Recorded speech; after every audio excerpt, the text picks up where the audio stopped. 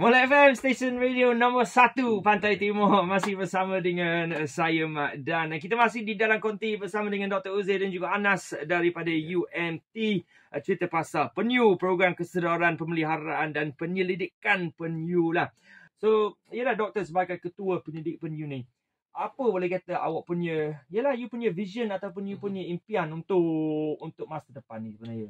Impian saya nak menggalakkan warga kita, khususnya orang-orang yang suka datang ke Negeri Terengganu ini, sebenarnya dia perlu melihat satu dimensi baru lah. Bila kita pergi melancong, kita nak pelancongan itu berasaskan pengalaman supaya dia memberi nilai tambah kepada diri dia. Bukan datang mungkin melancong, habis duit, dapat penat saja, lepas tu stres semula. Jadi kita nak orang mari ke Terengganu. Kita di Stesen Pendidikan Alami Penyu Pantai Cagar Hutan Pulau Redang ini, kita memang membuka kepada kunjungan untuk orang-orang awam.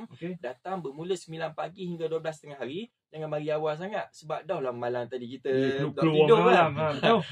Biarlah kita dah mandi dulu, makan dulu. Pukul 9 pagi hingga 12 tengah hari memang buka kepada orang awam. Dia boleh ambil perkhidmatan bot-bot daripada Merang, daripada Setiu boleh, daripada Pulau Redang, daripada perhentian. Tanya je bot main sana, kata nak masuk ke Stesen Pendidikan Alami Penyu Pantai Cagar Hutan. Mari ke sana, kita bagi taklimat secara percuma, tidak ada bayaran. Kemudian mereka boleh bersama-sama dengan kita punya tim untuk melakukan nest excavation experience, iaitu menggali sarang penyu bersama para penyidik. Jadi inilah pengalaman yang kita tawarkan. Selain itu, keluar pergi berenang dengan penyu dekat pantai Teluk Dalam, tapi hati-hati jangan sentuh penyu. Ini haiwan liar.